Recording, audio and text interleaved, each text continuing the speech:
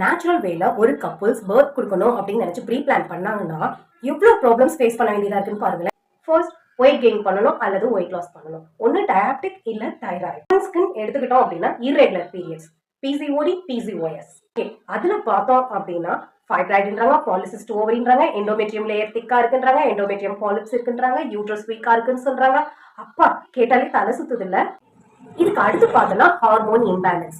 AMH level ஒன்று கூட இருக்கு இல்ல கம்மியா இருக்கு, ஏஎஃப்சி ஒன்று கூட இருக்கு கம்மியா இருக்கு. இதையெல்லாம் தாண்டி வந்து பார்த்தோம் அப்படின்னா எக் growthல ப்ராப்ளம்ஸ் சொல்றாங்க. என்னன்னா எக் போதுமான அளவுக்கு இருக்கா, அப்படியே இருந்தாலும் எக் ப்ராப்பரா growth ஆகல.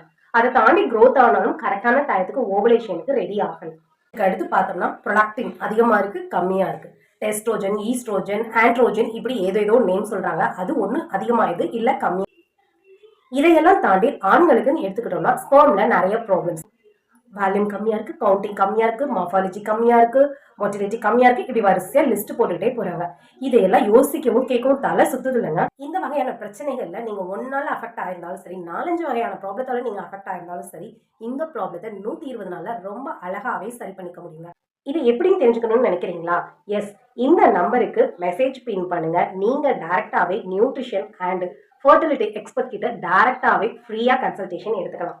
இந்த வீடியோ உங்களுக்கு யூஸ் ஆகல அப்படின்னு நீங்க நினைச்சீங்கன்னா, யாருக்கு இந்த வீடியோ கரெக்டா இருக்கும் அப்படின்னு நீங்க நினைக்கிறீங்களோ அவங்களுக்கு ஷேர் பண்ணி மறக்காம அவங்களையும் இந்த நம்பருக்கு மெசேஜ் பின் பண்ணி ஃப்ரீயாவே கன்சல்டேஷன் எடுத்துக்க சொல்லுங்க.